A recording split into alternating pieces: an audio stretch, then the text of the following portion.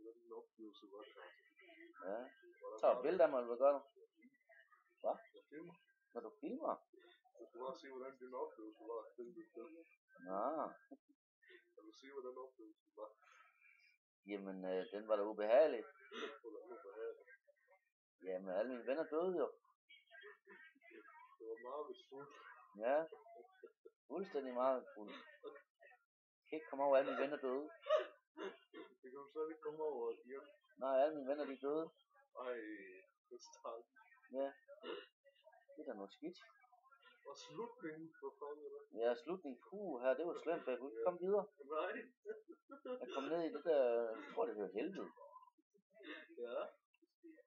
Det var ikke sjovt. Og hvad med gudbilledet? Ja, det var også lidt ubehageligt. Det var det.